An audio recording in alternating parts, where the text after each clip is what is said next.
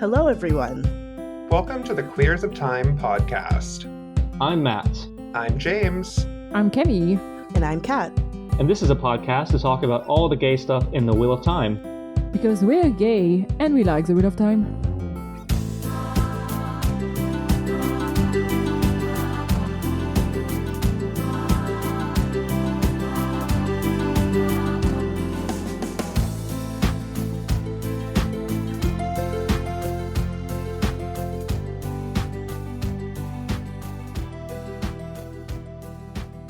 Thank you, as always, to our feral venerator of Soirein, Lurks. And thank you also to our newest patron, Big Gay Will. We love you, Will, and we're so happy that you love us too. Thank you also to everyone who helps behind the scenes, including Travis and Kevin, and our Discord friends who keep us sane on the worst days. So this episode is a bit different from our usual gay chaos. Especially it's a bit more serious because today we'll be talking about artificial intelligence. Yes, very weird for Queers of Time podcast, but whatever. So the past few years, I've seen a huge development of generative AI systems with a lot of large language model chatbots, so like as ChatGPT, or AI art system like Midjourney, and they have become readily available to everyone. And while at first this system could be seen as fun tools to play with, we are quickly realizing that they have the potential to disturb many industries, including the entertainment industry, which is an industry we care a lot in this podcast, since we are talking basically about a book series and a TV show all the time. So I do have a bit of familiarity with AI because I'm a software engineer working with AI researcher, and Matt, as a writer, is in an industry that is directly affected by AI. So we were both very interested by this topic, and we decided to bring two amazing guests for that, Thibaut and Ali. Thibaut, do you want to start and talk a little bit about yourself? Sure. So, hi, my name is Thibaut. I am a writer as yet unpublished. I'm a computer science teacher and former AI researcher, which is, I assume, why you invited me here. Yeah. We needed a bit more AI expertise because I have very basic knowledge on something. Well, it's been a few years for me as well, so I may not know every detail of the newest stack, but generally speaking, it's the same stuff with just bigger computers. So just as a caveat. So.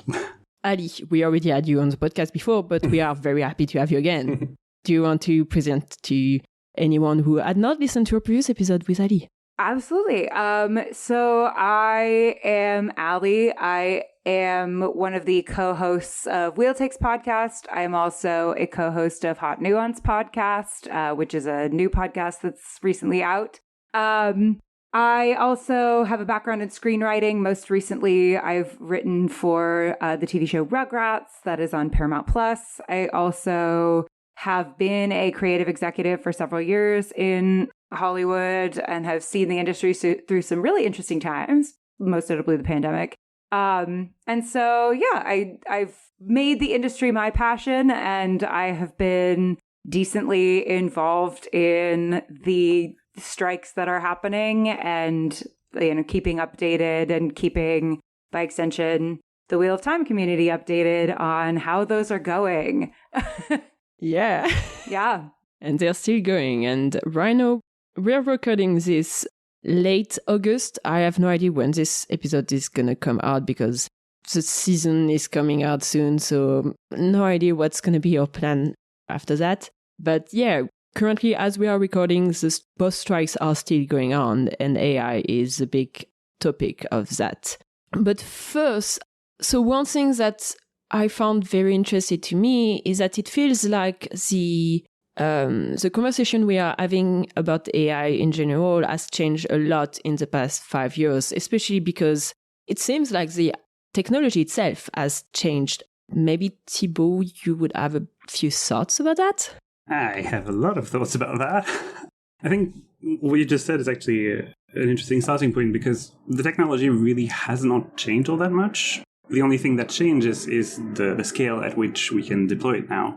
So basically, it's the same algorithms for the past 10, 15 years, and all we can do now is tweak them more and more to improve essentially what we can do, and we're able to do that because we have access to bigger computers, clusters, or that sort of thing. So really, in my opinion, as an individual, what has actually changed is more the interest of the tech industry. And that this is now the new thing that everybody wants to sell, and they don't really care if there's actually something to sell behind it. What matters is that they can develop enough hype to then sell to a higher bidder, basically. Like, if you talk to any tech startup nowadays, they don't really care about making something that actually lasts in a long time. What matters to them is to essentially have an exit strategy, a bigger fish who can buy them out, such as Google, for instance, is a big one.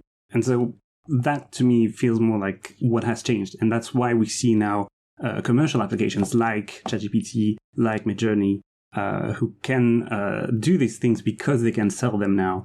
Whereas 5 years ago, AI was way more about research, about scientific research, which is a more interesting use of AI, in my opinion, but it is not something that will interest a lot of people. That's basically my take on it.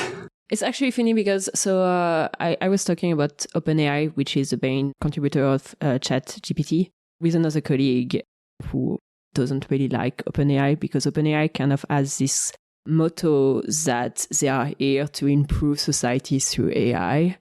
But it really feels like, do they really care? Like it's, oh, yes, we're going to change the world, but we don't have any care of how our technology is going to impact the world. And the technology is already impacting some industry. I think one of the first industry I actually heard mention of the impact of AI was the writing industry. And Matt, you had some example about that, if I remember well. Yeah, and just to like go back real quick to use, like someone said, disrupt. It just irritates me. And this is going into my main point because if anybody watched Glass Onion, it really lambasts the ideas of people in the tech industry being disruptors. Like, they really don't know what they're doing. They come into an industry or a market that they don't understand. They think that they know everything about it because they know about, their specific discipline. And then they go and they try to apply it. And when they disrupt things and create chaos, they think, oh, it's great. We're doing innovation, when really all they're doing is like being like a dog that shat on the floor and can't understand that it's done something wrong, and it's proud of itself for what it's done. So that's my opinion on the AI, the people who think they're disrupting the industry in general. As far as the writing thing is concerned, it's had a lot of negative impacts because I think it started when there was a bunch of tech tubers, if that's what you call them, who basically started putting out videos about how to make passive income, and which is hilarious, passive income from writing. That just shows you they really don't know the industry at all. Yeah. You think Nora Roberts and Stephen King, and I'll be just like them. You can just submit. But yeah, like that's what they did, is like they're like, make passive income by using ChatGPT or other large language models to write stories and submit them and get paid to write. And it just blew up in the writing area. And a speculative fiction magazine, Clarkesworld, had to actually shut down submissions, and they're open all year round, or most of the year. And for those of you who aren't writers trying to get published in magazines, it's very rare for a magazine to be open that much. Like the people in charge have to be very dedicated to keeping the magazine open because it's a lot of work. But they were so inundated with obvious AI or chatbot generated stories, if you can call them stories, that they had to shut down. And recently and I can't think of the name, but recently a person won a poetry contest, and the poems were generated by AI, and the person justified it by saying essentially that poetry has always been weird and experimental, and a lot of people didn't buy that. But this person won a significant cash award, and other people who wrote all of their stuff lost out on that. And I think the next thing that happened that I can think of is Clarkesworld again had to shut down. So a lot of magazines are now, and publications are now saying you must sign something stating that you have not used AI in any way. And a lot of writers, like myself, when I send letters, cover letters with stories, is that I have not used AI in any way, shape, or form. And right now it's pretty easy to tell because these large language models are not capable of coming up with new ideas. They're capable of regurgitating old stuff in different ways. But the concern is that at some point they will be able to generate new stories or new ideas. I don't think they'll ever be able to do it as well as a human can, because there's just an aspect to creativity that I don't think a program could ever capture, but it will get harder for magazines and publishers to figure out who's legit and who is basically a hack. So, I mean, I think the thing that is, and I can talk also a little bit about how it's impacting screenwriting and acting for sure. I mean, there are huge, horrific ramifications to AI that are happening right now that essentially at this point, it's becoming not only just a battle for the entertainment industry in the future, the entertainment industry, but for the battle, I think, of labor as a whole and the devaluation of labor that's been happening. But kind of at a first thing, I think that something that I've noticed on the executive side is executives are always looking for the magic beans, right? The thing that essentially is going to be their ticket to making a ton of money.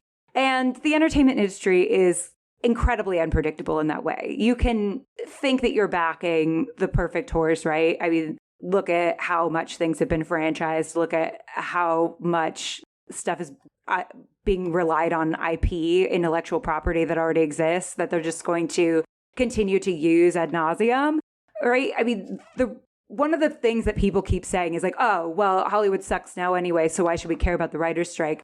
It is not the fact that writers and actors in Hollywood have a lack of ideas. That is not the problem. It's that those projects are not getting greenlit because they're not viewed as sure things. They're not viewed as those magic beans. But when you look at the Emmys, pretty much every year, the Emmys is the things that get awarded, the things that get talked about are the original content, right? The things that are made by people. So that's one thing, is they're looking for their magic beans. They are looking at AI as a sure thing, a way that they can further devalue the labor that they already are devaluing, right? And can make things for cheap that people will consume. This is their magic beans. But here's the thing about human beings, right? We're essentially a narcissistic species. We love ourselves to death. Why would we, not say, wouldn't it be cheaper rather than having to take pro athletes and build them up to Olympic levels? Wouldn't it be cheaper and easier and more and better to just build a bunch of robots that can run really fast and watch them do it? No, it's not. It would not inherently be that interesting to us, right? Because we love to see the limitations and the abilities that human beings have. Right. And the inherent risk of failure that human beings have that you won't get in a robot that is designed to run. There is no inherent risk. There is no inherent humanity. There's a reason Uncanny Valley exists. We hate things that look human but aren't. We want to kill them with fire immediately because we're inherently a narcissistic species, right? That's one thing. Why would you, instead of going to the symphony, wouldn't it be the same experience to listen to it on a CD? We know inherently that it's not, right? And that is because of that inherent potential for risk, the inherent potential for failure, the dedication, the depths to which human beings can achieve. We don't really care about what machines can achieve ultimately. It is a novelty that we're interested in now because human beings built it. But after a certain point, we know that robots cannot create what human beings can create. And even if they could, that's not inherently interesting because they're built to do it. Right. Yeah. So while this is looked upon as a magic bean, it is ultimately AI, I think, is here to stay. I think it is a tool that is probably inevitable. But at this point in time, we as the force of labor have the power and ability in numbers to say, we need to place guardrails on this to safeguard our future, right? To make sure that labor isn't devalued to the point where, frankly, without universal basic income, people will starve. Yeah. People will not have jobs, right? I read an article recently where they're looking at replacing teachers with AI. They're looking at replacing lawyers with AI. I mean, it's magic beans in every industry. One of the tools that Google recently developed for YouTube especially is a dubbing tool. So in order to have easy dubbing of YouTube video, and the tool works pretty well and has some potential for anyone who cannot afford dubbing, but that also the risk of destroying a whole dubbing industry and the whole voice acting industry. Yes. And this industry is important and matters a lot. Right.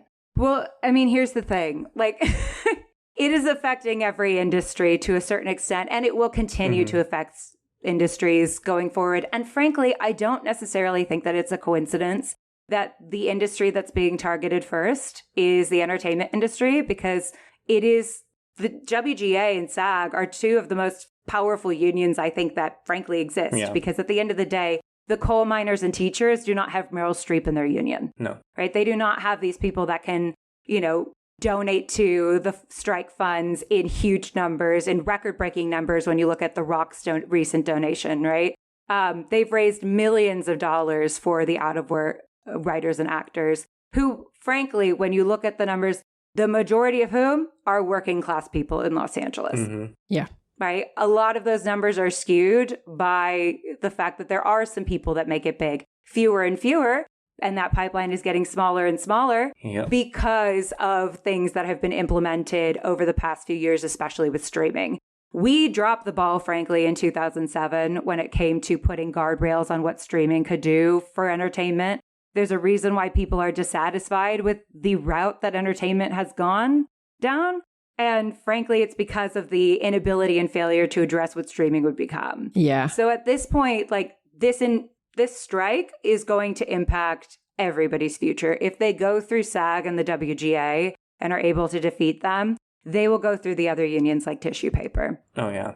That's just the reality of the situation. So I think that we need to be very concerned about what's going on in these strikes. And if you would like to help, you could donate to the Entertainment Community Fund. We'll put the link. That is easily accessible via Google. I just wanted to come back to, I think it was Matt that was talking about that, and I saw Thibaut nodding regarding the capacity of AI. Because when we are talking about generative AI, I feel like there's this idea for people that are not familiar with AI is that the chatbot has an understanding of what it's saying, that it's actually having some thoughts. There's some anthropomorphism going on with AI, which is insane because technically AI is just a parrot. Right. The parrot can repeat to you a bunch of sentences, but it doesn't have any understanding of what it's saying. Right. Yeah. So I can elaborate on that all day, but I'll try to be concise. Basically, so the reason I reacted to what Matt said is the idea that AI might at some point reach the capacity to create something new. I mean, it's something that I think a lot of people who work in AI would love. But the way that the tech exists now, it's just not going to happen. It's not a matter of having a big enough data set or having better computers. It's just the algorithms that we use at the moment, and we don't have anything better at the moment. So they don't allow for something truly new. This is why, I think it's what started this whole idea for an episode is someone in Discord saying, well, how do you know that what the AI does when it's writing, I believe it was lyrics? How do you know that it doesn't do the same thing that the human brain does? And the reason is, well, someone wrote that algorithm, right? Mm-hmm. So we know that what it is doing is just taking existing work, doing some fancy statistics on it, and spitting something new out of that, but using the existing data. And so I think what Ali said earlier is really the real risk is not that they would replace the ability to create something new in humans. It's more that people in the industry, whether it's Hollywood or other industries like teachers, like you mentioned earlier, that they will want to replace things with AI, not because it's doing the same job or because it's doing it better, because it's probably not going to. The risk is indeed that people would just not be as cheap as AI. And so they will eat basically the loss of creativity from it. Yeah. Right. I think Thibaut also brought up a really important point when he was talking about research. So initially, from my understanding, Thibaut, please correct me if I'm wrong, but the justification for being able to use intellectual property to feed AI was that it was purely research-based. But at this point, it's no longer purely research-based. So at this point in the US, at least, it's become a huge copyright issue. It's the theft of intellectual property that is occurring live in front of our eyes, right? Our scripts as screenwriters are being used without payment, without our consent to feed AI. our likeness as actors is being scanned. Books also. Yeah. There's literally data sets that are a bunch of scrapped books from like illegal means that are being used, and it has been proven that have been used in some large language model like ChatGPT. Right. And in addition to that, our likeness as actors, or in our voices, as Camille brought up, as voice actors, are being replicated or scanned in order to use them in perpetuity, even in the events of our deaths, right? Like, so there are certain actors who, through the technologies that exist, have been brought back to life to act in movies recently without the consent of their families. At that point, acting will cease to exist and voice acting will cease to exist because they will just inherently own people, which is a problem. Oh, yeah. That we should be addressing actively right now. And as of recently, the powers that be, the AMPTP, which is the group that's representing these studios, has tried to negotiate with the WGA. In those negotiations, they offered absolutely no protections for the things that are going on.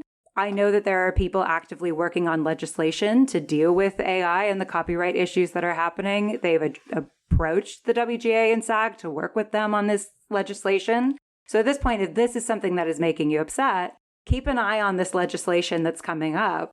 Call the Copyright Office when they're asking for people's opinions on AI and how that's affecting people. Call your representatives to talk to them about AI and how it's impacting you. Because I don't know about you all, but I didn't sign up for a world where I would potentially be doing drudgery jobs and the robots get to make art. Right. No, same.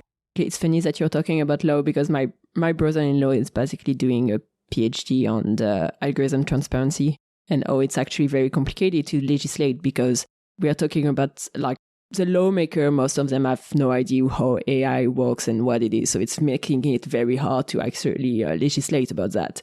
And sometimes the idea is like, okay, we're going to make it everything transparent. But what does it mean transparent in terms of AI? Because you can show the code to someone that doesn't going to make things any easy for them to understand what's happening. Even showing the data is so big because those models, they use there's not going to be a model, for example, trained on just scripts from television. It's a model that is basically trained on everything because those type of models, they require so much data. Mm-hmm. You cannot even just say, oh, let's download the data that is being used because that would be such an amount that it's hard to quantify. Yeah. Right. And that makes the legislation very complicated. I have 3 points that have come up in my head. The first is someone, I think Camille mentioned the scraped books, and as a writer, like, so there's the legal ramifications and the data ramifications and the copyright ramifications, but I think the real crux from the writer perspective is this guy, because I think pretty much everyone is aware of like how this thing blew up when this guy got not accused, it was shown that he was using like something like 30,000 books, like from bestsellers like Stephen King and Nora Roberts down to like personal friends of mine who have like 1 or 2 books published. And the problem is like it was all ostensibly for helping people learn how to write. So it would analyze the books like by passive voice, by adverbs. And that alone shows that this person doesn't understand what it means to create and never will. Like, yes, passive voice is generally seen as like weaker writing, but look, I just used that in a sentence and I used it appropriately in a sentence. So like, yeah, if you approach writing and creativity from an analytics perspective, you're just showing automatically that you don't know what you're doing, and it's not at all for creativity. It's data scraping. The second point I had, I don't know when I thought of this, is one small caveat that I tell people when they say, well, you're just against AI. No, I'm against the capitalist exploitation of labor and the erasure of the arts through AI. I have heard of a really cool way of one artist who used, not Midjourney, it was a small program. He didn't train it on anything else. He basically scanned all of his own art and just his art into this program, had it generate something else, printed out high quality scans, and made a collage from that and like several of his other paintings that he had painted by hand. that's using it as a tool. That is using it in a way that does not hurt or take from other people. That's how it should be used.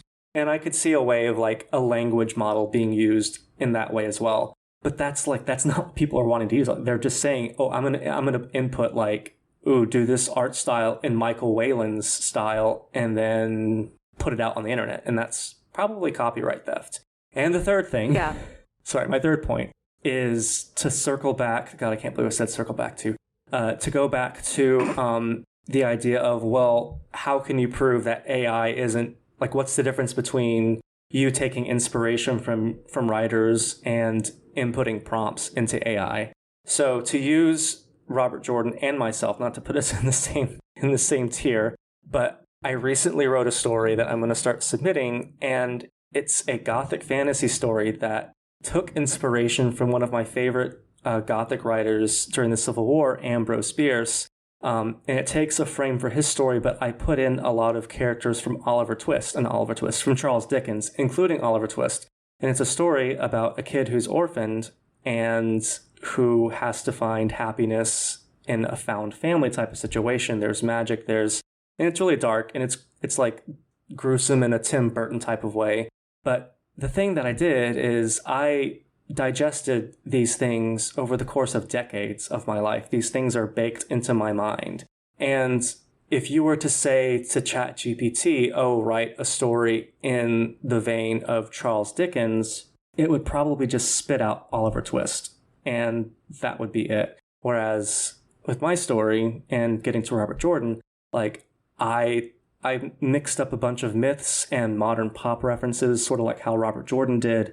And that's not something that a chat bot could do. So like when Robert Jordan refers to Sally Ride and Buzz Aldrin, I think, and Queen Elizabeth, and when I make references to Kate Bush, mixing it in with The Legend of Sisyphus and Stranger Things, like those are things that chat bots can't do. So like when you're remixing things and putting them in new and different ways, like that's different than just copying from somebody else. And that, again, shows that people don't understand the creative process. Like I think some writer said that like truly great works or truly great writers owe everything to like who came before them, or like truly great writers aren't original. Like Shakespeare took a lot of his ideas from existing myths and plays, and we consider him original. But again, like just very want to strongly make the point that there is a huge difference between writing something of your own and putting your voice in it and taking inspiration from stuff that you've read and putting shitty prompts into a calculator because you're too lazy to learn the skills on your own. Okay, that was a little mean, but... That's actually this conversation that triggered this episode, because that was the argument that was being made and I've seen it in many different places.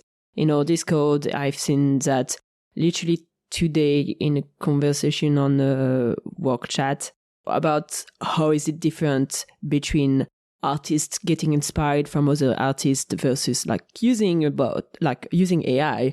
I think I had even the example about like in that work chat, it was someone saying, oh, is it even different from like fan fiction, which is derived work? That's actually why I wanted Thibaut on the podcast, because you said, oh, you have ideas on that. And I'm like, I want to hear them. Yeah. I wanted to also, it's not going to be a complete tangent, but I wanted to come back to what Matt said, actually, that people who make this argument don't understand the creative process. And I would absolutely agree with that. But I also think they don't understand what AI is either. And part of that is, of course, there's a lot of money behind trying to make AI look like more than what it is, right? Mm-hmm. So when we talk, for instance, about is this copyright infringement? Well, I mean, legally, probably not. I'm not a lawyer, so don't ask me. But the problem is that you have to convince people who don't understand this at all that the processes that happen, will still just use existing ideas. We'll just take existing stuff. And you can't really do that without having access to all the data. So, of course, some data sets are public, I think, but most of the data sets used to train AIs are not public, usually because that's where the real money is. So that's one problem with it. And the other problem is that the part that would actually be possible to show to a legislator is, of course, the algorithm itself, right? because that's usually either fully public. I mean, OpenAI, that's the part that is open about their work. But it is not something that is easy to explain to someone, to say, well, here's what the computer is actually doing. And it's basically the difference between what do you do when you write a sentence and what do you do when ChatGPT writes a sentence. And like, I can try to summarize it in a minute here, but I don't know if it's going to be enough to convince someone who has already bought into the myth, basically, that it is AI, that it is fully here. Like, it reminds me, I was thinking about this earlier today, actually, that a few weeks ago, I believe, James Cameron was like, what do you think? I was warning you about this in Terminator. And it's like, you are actually advertising AI for the industry when you do that. Because what we have is actually way, way dumber than this. Yeah. So it's actually funny that you brought up Glassonian earlier, because, yeah, that's, to me, that's the story that really gets it, is that the reality is much dumber than what it is. So to take a more concrete example, ChatGPT, what it does really, like, in practice, is it just looks at what is already in the conversation, and it just says, here is the most likely word to come up next. And it just does that over and over again until you have a text that looks like something real, right? That is all it does. Like, it is programmed to do that and nothing more. It's basically smoke and mirrors to pretend to be a real writer or a real person talking to you, depending on what you prompted it to do, right?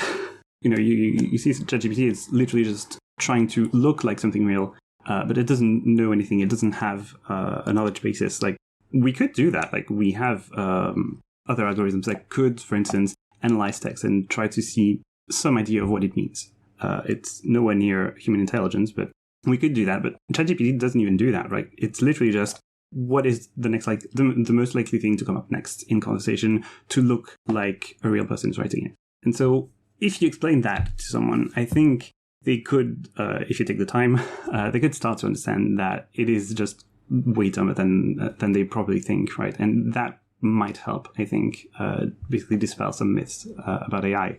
And once you get to that, then you have the other issue, is that because it's so dumb, could then convince legislators to make some regulations, for instance, in terms of copyright? And I think they should, but, it's really difficult to convince people of that, because basically you have to really make them understand that actually these are really dumb people.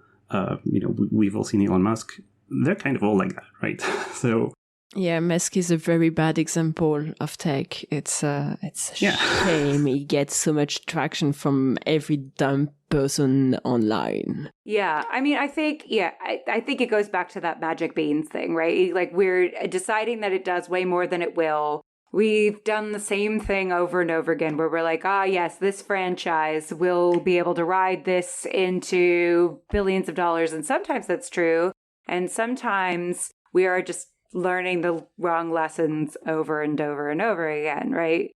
From the Barbie movie, we're not going, yes, more content for women, because the majority of moviegoers are, in fact, women. We're going, more toy movies. Mm-hmm. Another shared universe. And that is just always the case with Hollywood. And here's the thing, too, when we talk about storytelling, and there is a universality, right?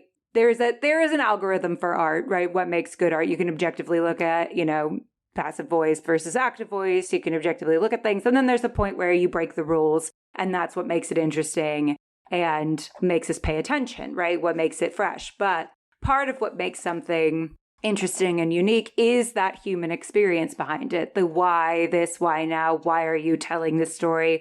Why is it the only thing that you seem to be able to think about that propels you through the impossibility of telling a narrative, right?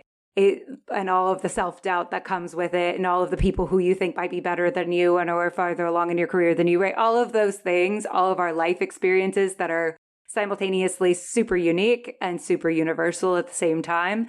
All of that is the thing that is unquantifiable that leads to human creativity, right? It's the fact that we're all on this stupid blue marble together, doing the same thing but different, and living the same lives but different. Yeah. And that is just not something that is just going to predict what the most logical next sentence is going to be able to do. Yeah. Right? Theoretically, it could one day create new things, but it is always going to be derivative, and it's always going to be lacking that the human experience behind it. The thematic importance of why we're telling a story will be missing. And we've seen over and over again in Hollywood what happens when the human element of a story is missing. We don't care. Again, we are fucking narcissists. Right. We love ourselves. We love watching people overcome suffering. And part of watching people overcome suffering is watching writers against all odds, against how little it fucking pays, making something. Right? Shakespeare, we talk about Shakespeare and how he was inspired by myths, right? Mm-hmm. Well, he wrote King Lear in the middle of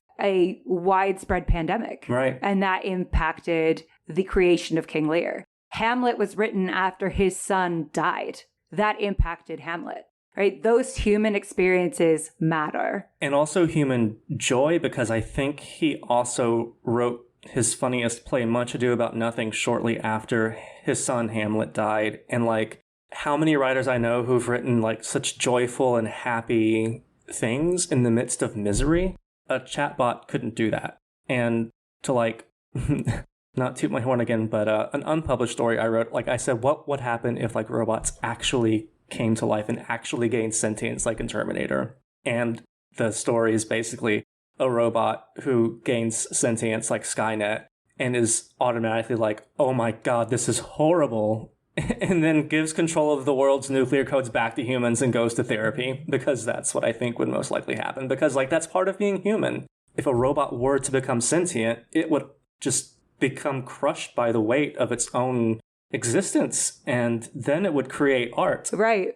Well, I think that's the thing. Is like, if anything is intelligent, it wouldn't want to gain sentience. I mean, just look at the brunt of human experience. I mean, being sentient on this planet as it is right now is a colossal burden. Yes.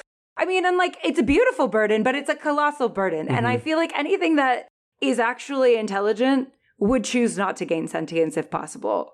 I just believe that in my heart, because I look at my dog every day and I think, what a lovely life you live. What a lovely burden-free life you live. And I do think that there is a gift to sentience, but I think it is a double-edged sword that I think a lot of people might press the button of undoing. And I just feel like if robots are smart at all, that they would calculate that. You're treading close to the pessimism or the nihilism dichotomy of Nietzsche versus Thomas Ligotti, who's a horror writer and philosopher. So people think of Nietzsche as... What can I say? I'm a philosopher. Well, so a lot of people misunderstand Nietzsche. Like, his point is like, existence is crushing, but it's beautiful, and it's meaningless, but there's beauty in the lack of meaning, and there's beauty in the world, and we should be joyful and make what we can with it. Whereas Ligotti is like, existence is crushing and meaningless, and it's awful, and we should stop lying to ourselves and accept that it's awful. Then we might be able to suffer out our last few days on this earth in peace. And like, I love how you trended towards the Nietzsche part of that. I was like, oh no, Allie, don't tell me you're a pessimistic nihilist, but then In fact, I'm much the opposite. I actually think that, existence is like a beautiful curse. Mm-hmm. That's a good story title. That like the inevitabilities in our lives is that we will love and that we will lose things. And I think that the loss that we experience often makes us kinder, often makes us more creative, often makes us better people and more compassionate beings. At least I think you have a choice to make it that for you or not. And this is going back to robots. I think that there is no ability to really replicate that complexity of what it is to be alive to something that inherently has no stake in the game, right? They inherently aren't alive, and they're not experiencing suffering. They're not experiencing joy. They can't experience those things. They don't have a family that inevitably they don't have parents that they will watch get old. They don't have, they don't have dogs that will leave them before we leave this earth, long before, right? They don't have those things that inform us, that inform the things that we make, that inform the kind of people that we become, and that we let inform the kind of people that we become if we're like soft-hearted and open to it. And I think when people talk about creativity and they're like, oh, but everybody steals from people. Absolutely they do. But what they add to what they steal is what's important and what makes it fresh and interesting. Mm-hmm.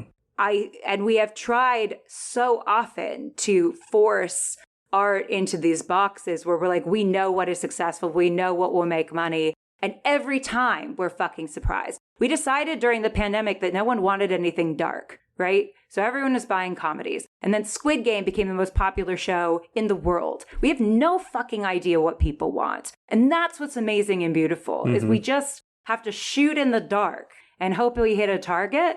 And there's just absolutely no way. Again, it's the magic beans. There is no conceivable way. Yes, this is inevitable. It will inevitably be a tool.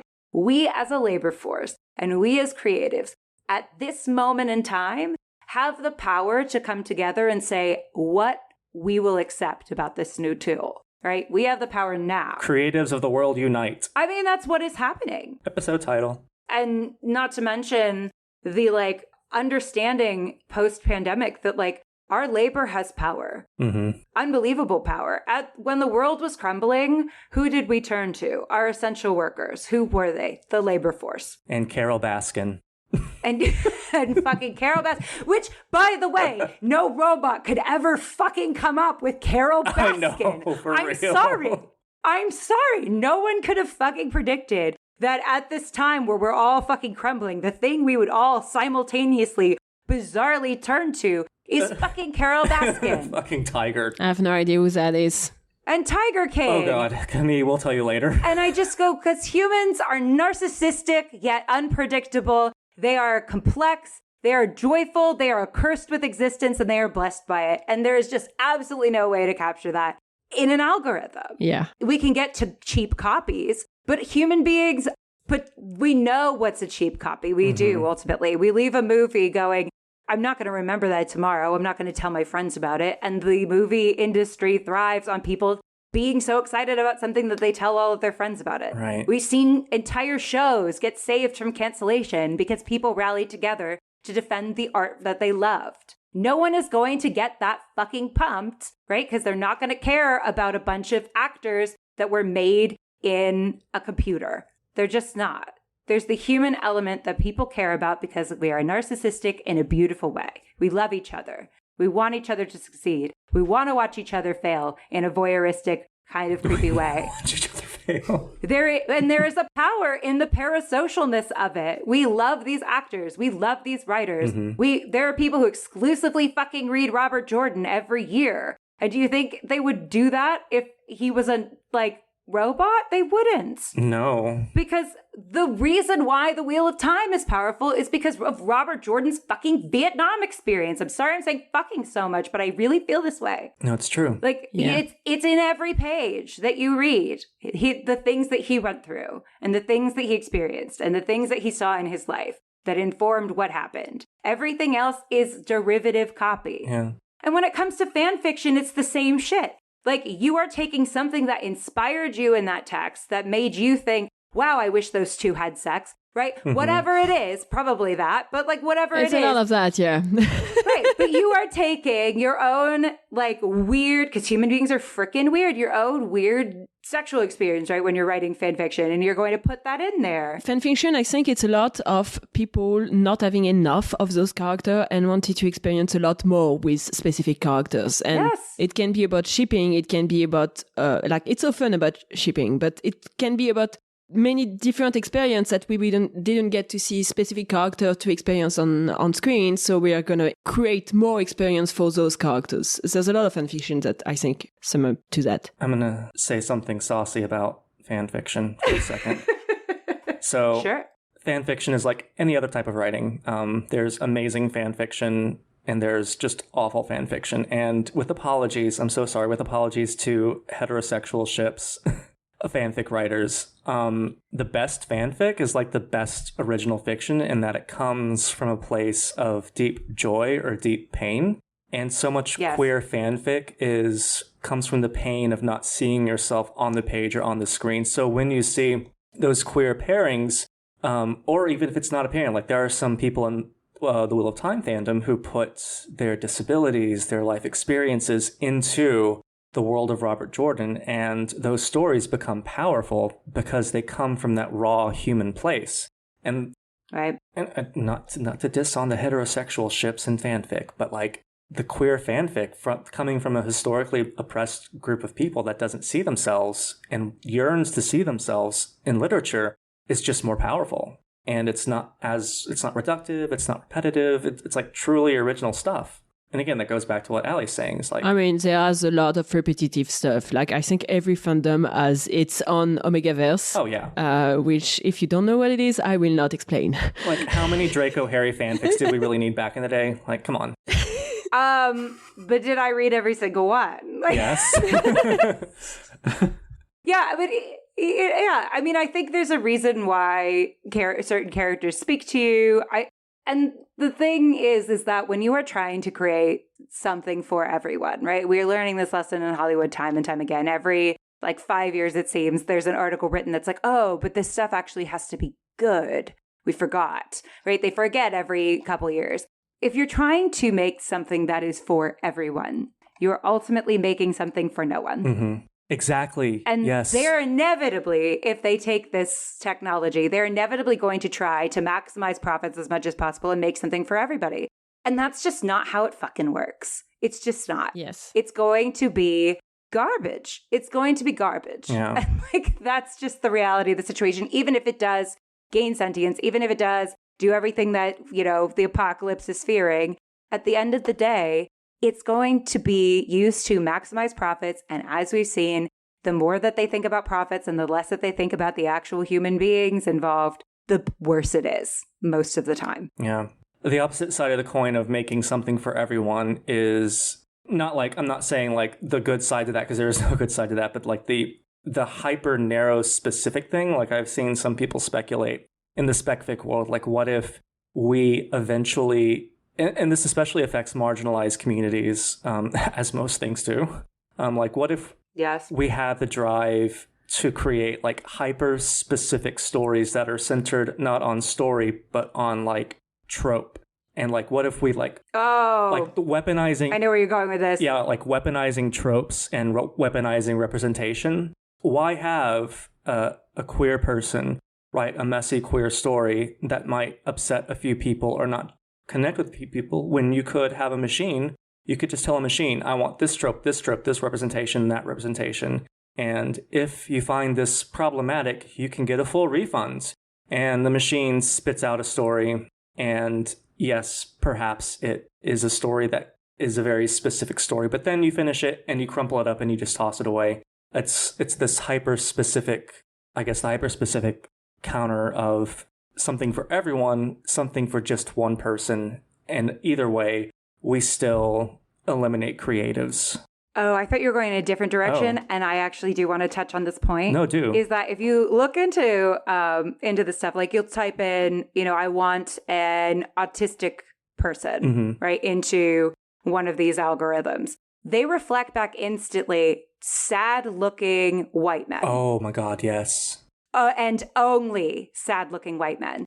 Mm-hmm. Because it is trained to absorb everything about humanity, it is only going to reflect back humanity's worst biases. So what they're going to do is essentially write the stuff that we were done with 10 years ago, which is it's just going to be derivative of and reflective of what our society's biases are. So it's not going to create interesting stories about queer people, because it's going to be here's a sad white guy, right? Who is a reflection of what we stereotypically think of when we think of a queer person, right? When we know that spectrum is way, way deeper and larger than what we've decided a queer person looks like.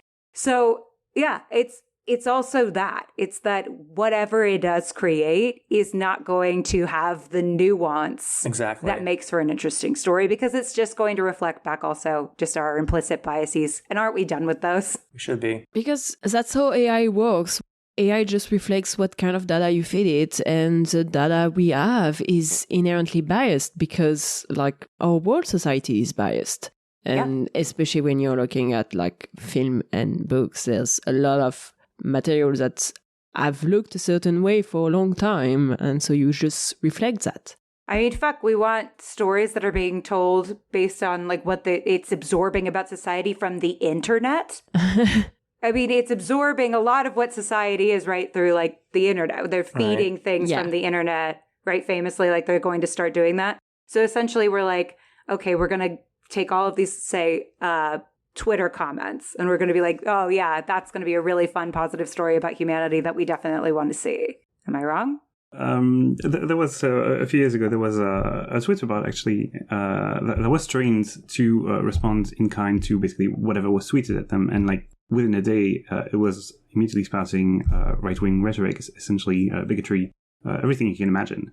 And this is something that you see basically across the industry. So this is much bigger, in my opinion, than just the entertainment industry. Is that these biases, like Camille said, basically every data set that you might have will be biased. And so if you rely on AI, you will perpetuate these biases and maybe even amplify them. Mm-hmm. Right. Because you will just normalize them.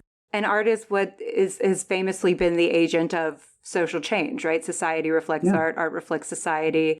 Art moves society forward, art starts conversations. And if you're looking for that in the art that you consume, which we essentially all are, right? Like, I mean, Ted Lasso, as just like a lighthearted example, right, is giving us access to non-toxic masculinity as an example, right? And that's why we find it joyful. That's why we like it. Mm-hmm. I mean, I think that would be hard for something that was trained based on everything that already exists to be forward thinking. I think it would be completely impossible, honestly. Yeah. Things going hilariously wrong with AI and feeding into its own biases. Wasn't there a like hotline for folks with eating disorders? Trigger warning. Oh God. That had that they replaced with AI doing responses to them. And it started giving them horrifically bad advice, like the opposite of what they would intend. So it was like, here's how to eat under 1,000 calories. And all of these horrible responses. Because it would have been trained on diet industry, essentially. So. Right, exactly. Yeah. And the diet industry is full of good advice for especially women. Right. On how to take care of their bodies. There was a crisis hotline. I forgot the exact thing. I think it was in Britain. A crisis hotline of some sort fired its workers and replaced them with AI. And one of the chatbots goaded a man into killing himself, and he did. Oh my God. It told him, like, it convinced him that, because he was having some deep psychological issues that really should have been handled by a human, at bare minimum, a human with inpatient treatment. But the chatbot essentially convinced him that his family hated him, that his life was worthless, and he killed himself. And the family is, I think, suing the company. And this happened like a month after they laid off their human psychologists. So it's not just the creatives. It's very dangerous, very dangerous. Yeah, it's not just in the entertainment industry. It's in every single industry. Because the thing is that now that we have those big models that show some promise, everyone is trying to find a use for them. And I feel like there could possibly be use that, like, one of the use that I think could be interesting is like content moderation. But even then, that would be very tricky because how do you ensure that it's not reflect bias? But like, I'm sure there's plenty of painful job right now that maybe we could improve through AI, and instead of like focusing on jobs that people actually enjoy doing. Right? Even in content moderation, since you bring that up, I mean, what we see in YouTube, for instance, is stuff getting demonetized or flagged for being queer, for instance. It's like, that is because, again, YouTube is basically just various bots. And so it got trained to view those things as basically negative, even though they shouldn't be. Right. Right. So even there, it's like, it's extremely limited unless you have someone double checking, and then you kind of lose the interest of doing that. It's a tool. It's not a replacement. Yeah. So I mean, that's kind of the problem, is that we talk about AI, but really it's machine learning. So if someone had a bingo card, they can probably check that out, because it always comes up, right? But basically, machine learning, the only use case that I can see not devaluing the work in some way is doing statistics, and everything else. You will always lose something if you don't have a human being doing some of the work at some point, right? Yeah. Yeah. I mean, there is not really a replacement for human creativity. There's also not a replacement for human compassion. And when we're worrying so much about what screens are doing to children, if we're replacing their teachers, which we need that human element, believe me, children need human beings and they need modified learning to meet their needs. And they should be far more supported than they are. It really is the problem. I worry about what that would do to the development of a human child if they are largely interfacing with a robot. Are we not concerned about what the implications of that might be? I mean, it just seems silly. Or are they going to learn about empathy and compassion if they never interact with an adult to explain them about that? Who needs empathy and compassion to continue the labor force? Do labor. Yeah, I mean, Well, yeah. I don't know if this is a hot take, but under capitalism, do you want to teach people empathy, right? I mean, just think about your favorite teachers. They taught you far, far more than just statistics, Right. right? Absolutely. Yeah. Yeah.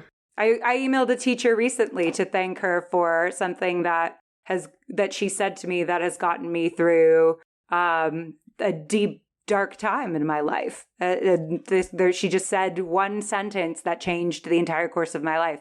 That is not going to happen from AI. It's just not. When I moved to the US, I emailed my English teacher for like 3-4 years ago because right after high school, my English level sucked so hard because I could not speak English. And she pushed me a lot. And now I've been working I worked in the US for 7 years and in the UK for 1 year. And that would have never happened without that teacher. Right. Exactly. So, yeah, I mean, I just think at a certain point, we just have to be like, don't we have enough fucking money? For real. Yeah. I just want enough money to buy my special press books. That's all. Like, don't we all just want enough money to, like, have a decent, cushy life, maybe travel a little bit, have a child or two, live in a house that's not falling apart around us? The streaming company are constantly looking for more and more and more profit. And I'm like, wouldn't you just be happy if, like, whatever you're creating, at the end of the day, if you get a balanced sheet with everyone being paid properly, like, that should be enough. Why do you want more and more profit? I mean, yeah, but capitalism demands growth, so we cannot escape it. When does that stop? Well, I mean, and that inherently is the problem. It's the hedonic treadmill of capitalism. Absolutely. Yeah. And at a certain point, I'm just like, aren't we in that late stage game? Aren't we fucking tired of having the things that we actually actively contribute with our hands to society, right? Actively contribute with our bodies to society being devalued? It feels like it's ultimately just jealousy of what someone else can't accomplish that they want to quantify and then own. Yep. Yeah. And I'm just like, aren't we done? And on the topic, are we done? We are reaching more than an hour. Do we have any concluding thoughts? Fuck AI. Fuck tech bros. If you think you're a writer or an artist because you use Midjourney or ChatGPT, you're not a writer, you're not a creative, and you never will be. You're pathetic, and your name will die in the dust of history, while those who are better than you, and always have been better than you, will live on in immortality in the annals of art history. This is so violent to anyone working in tech right now. I'm going to sleep on that and feel very better. I'm very good about my life. I personally think tech people are okay. Just like, there's got to be a limit. You know what I mean? Oh no, tech people are fine. No, it's the tech people who think that they're disrupting. Tech people do need, like, an ethics course. Like, all of them, I think. Yeah, it's honestly something that never must come up in my studies. And I feel like... No, me neither. Why don't we have more ethics classes in, like, CS and... The only humanities class that I had in my curriculum was related to business, and it was actually about doing unethical things using patents. So it was the opposite of what we need. Yeah.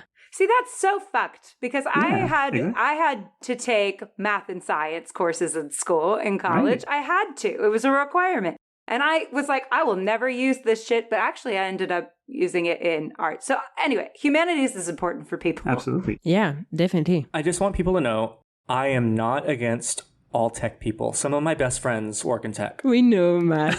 Some of my best friends. You have tech friends. I have tech friends. Are you just some of my best friendsing? Yes, he exactly did that. Okay, well, on this, thank you very much, Ali and Thibaut, for joining us. I hope you had an interesting time.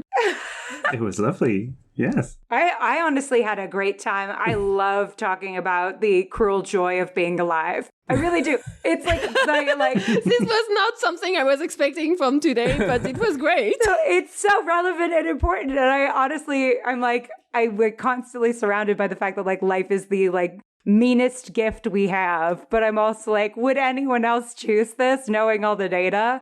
I don't know. But it's like, I don't know. Anyway, I personally, it's my ADHD hyperfixation right now, the like cool dualities of being alive. So I really appreciate it and enjoyed talking about it. And I hope I didn't depress anybody because honestly, I said all of it with a smile on my face. I will think a lot about that tonight, but that's another problem. Thibaut, did you have a good time? Where can people find you? Yes, absolutely. Do you want to find me? I don't know. No, we like tech people too. We need everybody. Tell us where you live, your address, your socials. I don't mean your social media. I mean your social security numbers and all that stuff. Thibaut, you're wonderful. Yeah. No, but you can actually find me for my writing stuff, which is mostly fan fiction right now. And yes, it is exactly that kind of fan fiction. So it's Tallis Alankill. I don't feel like spelling it out. I'm sorry. I'll add it to the episode description. Don't worry about that. Thank you. That is lovely. Ali, where people can find you? Yeah. So any hate mail can be sent to ali@fakeemailaddress.com. But otherwise, I can be found at Wheel Takes Podcast, which is at Wheel Takes Pod on Twitter. I can be found at Hot Nuance Podcasts. I think it's at Hot Nuance Pod on Twitter. It might be Hot Nuance Podcast. It's very new, so I'm working on figuring that out. It's great. Yeah, so I can be found there, and you can tell us what you think about today. And, okay. And you can share with me your cruel joy stories about being alive. Okay. Yes, thank you very much to everyone who continues to listen to us. Thank you to Kat and James for existing, even though they weren't here with us today. We didn't mention them at all. Oh, yeah. Thank you to Alex. As you shouldn't. Thank you to Thibaut, and thank you to everybody who continues to make our day-to-day cruel curse of beautiful existence wonderful and lovely. You can find us on Discord, where we get up to so many shenanigans, and you can also support us on Patreon if you'd like to. If you want to do any of those things, please find our Twitter at Queers of Time, and you should find all the links to all of our wonderful gay goblin things. So, thank you, and goodbye. Bye. Thank you all for listening. This was Queers of Time, a Wheel of Time podcast. The music is Dance of the Witches by Julius H.